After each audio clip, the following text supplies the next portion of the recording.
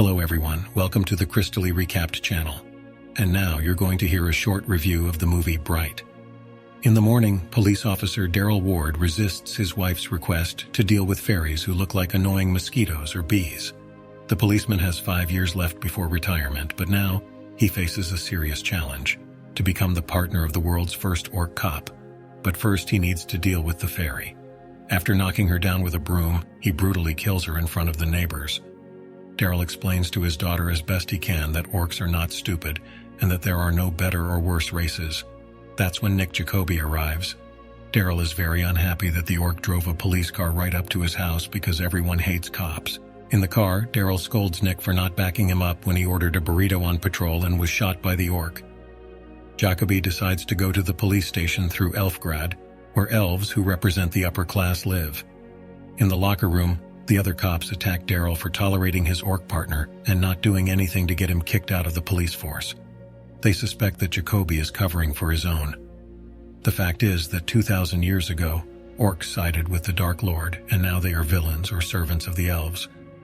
While Jacoby is in the armory, Ward asks for another partner, but the sergeant won't listen. The orc has a postcard on his back that says, "Kick me," and everyone has a lot of fun with it. The partners patrol a ghetto inhabited by poor people and orc bandits.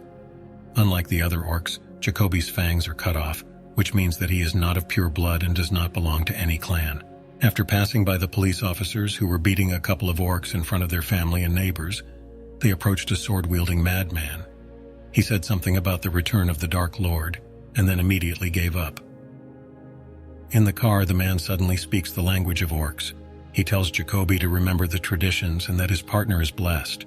While Jacoby is dealing with the hooligans, detectives from the police department come to Daryl's house.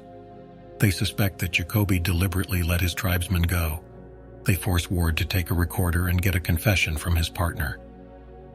In the car, the policeman started from a distance, but Jacoby sensed his partner's stress and asked him to tell what happened at the station. The awkward conversation was interrupted by a phone call. At the same time, a couple from the Magical Special Unit arrived at the police station to interrogate the troublemaker. He is a member of the Shield of Light Secret Society. It turns out that there are Inferno Elves or Renegade Elves who want to bring back the Dark Lord. To resurrect him, you need to collect 3 magic wands. The leader of these elves is Layla. She is one of the few Light Ones, or in other words, wizards.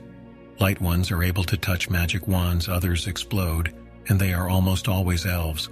Among humans, the Light Ones are almost never found.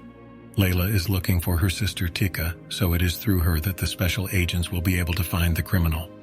Arriving at the scene, the partners immediately come under heavy fire, but they manage to eliminate the shooter. Upon entering the building, the orc smelled a strong odor of blood and occasionally saw burnt bodies. Immediately, the elf Tika tried to escape from them with a magic wand. When the wand worked, she easily destroyed the car.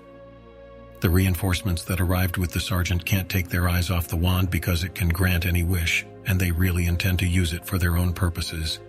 In addition, they are going to kill the orc who is guarding the elf right now on the street. Daryl resists, but the cops threaten him with death. Ward leaves the room and uses the phone to warn his wife to get out of town with their daughter immediately. As he runs away, he starts calling his partner a pig and accusing him of letting the orc shooter go. At gunpoint, Jacoby admits that it was true. The only thing is that he just caught the wrong orc in the alley, and therefore helped him escape. Otherwise, the cops would have just shot him. Meanwhile, the corrupt cops agree to take out both the cops and the elf. When the others came out into the yard, Daryl suddenly turned around and shot all 4 of them. The orc is about to arrest him but puts down his gun and simply reports the shooting. Immediately, they are approached by a gang of Mexican gangsters who have learned about the wand in their neighborhood and are going to take it away. The policemen run away, and the gangsters shoot at the car, but the armored glass saves their partners. The Mexicans don't let them go so easily, and the car is rammed by a jeep with several gunmen with assault rifles. When the shotgun runs out of ammunition, Daryl immobilizes the jeep driver with a taser, and they finally get rid of their pursuers. But then a disobedient wand forced the car to stop in an emergency. The elf Layla arrives at the scene of the police shootout, finishes off the wounded, and then interrogates and sends the Mexican family to the next world. The orc explains that this happened to the car because of a binding spell, meaning that the wand cannot be far from its owner, so they must hide it somewhere nearby, and a real war can break out on the streets because of it. Soon the fugitives are caught up, and during a shootout, Nick kills a man for the first time in his life. One of the bandits grabs the fallen wand and immediately turns to dust. The pursuit continues, and Ward is wounded. Slowly they make their way through the brothel where orcs, humans, and other races mix. In the confusion, they lost Tika. Bandits burst into the crowd and a fight broke out. It turned out that Tika was hanging on the wall, and the trio, after consulting, left the place. The magic feds were also on their trail. The partners dressed in civilian clothes and entered the strip club, and the Mexicans smashed it up. The leader gave the fugitives an ultimatum and was about to shoot them, but then Layla and her thugs burst into the club. The elves destroyed the entire gang of Mexicans in a matter of seconds, and the same fate befell the arriving Special Forces unit. Our heroes managed to escape. Now it's time to heal their wounds. Jacoby complains that the orcs have always seen him more as a human being, and the humans as an animal, and both hate him. He is also sorry that he is no longer a policeman, but he has dreamed of it all his life. Ward called his old friend Sheriff Rodriguez for help, but when he arrived he first pulled a gun on them and then called the feds. The elf special agent in charge answered the phone. Daryl offers him a magic wand in exchange for his acquittal. However, their conversation is interrupted by an inferno. Rodriguez handcuffs both of them and declares with certainty that the dead cops will be hung on Jacob, and at that moment he is shot. The trio hides in a store and the evil elves drive in by car. Orc withstands the stampede of the car quite well, and Tika comes to the aid of his partner. Thanks to their wit, our heroes manage to escape from the store, but immediately they are surrounded by a pack of large orcs. Ward, in a very rude manner, asks Nick to tell the orcs to get out, but they understand human language perfectly and beat Daryl. All three are brought to the orc leader Dorg. He boasts about how he has risen from the bottom and founded a community of orcs in Los Angeles. The orc asks where the magic wand is. The man and the orc are beaten, strangled, and stabbed, but they deny the existence of the wand. They are going to be shot and thrown into a deep pit as part of the rite of passage for Dorg's son. It turns out that this is the same young orc that Jacoby saved. The father lets him go, but still shoots Nick. Daryl was supposed to be the next to die, but suddenly Tika snatches the wand from his hands, says a spell, and uses it to bring Nick back to life. At the same time, the elf is so weak that she can't even walk on her own. Seeing the miracle with their own eyes, the orcs release the hostages. Only now the partners learn that Tika is bright. She told them that Layla had given the hired killer her wand so that he could kill her sister. But she failed and lost the wand. Tika hasn't learned how to use it yet, and the resurrection of the orc cost her a lot of money, and now she's dying.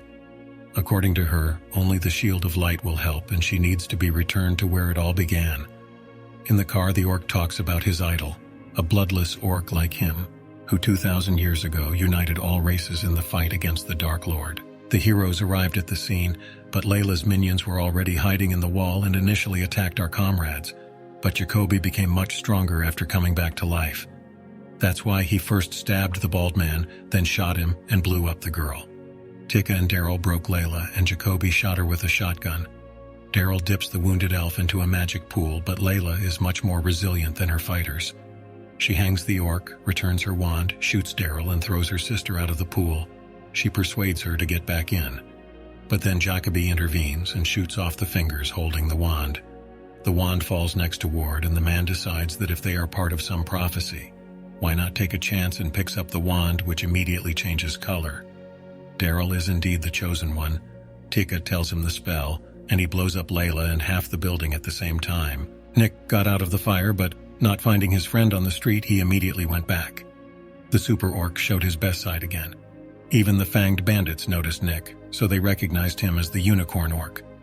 The wand was seized by guys in special suits, and the friends are being treated under the supervision of guards. Only Daryl is in handcuffs. Ward asked the orc not to say anything to the feds, but he told them everything that happened to them, even though they didn't even ask him anything. But Daryl was much more diplomatic and precise in his conclusions, and most importantly, he thanked the feds for saving everyone. The police partners were awarded medals. Tika also came to the ceremony to see her hero friends. That's all for today. Subscribe and like if you want more videos like this.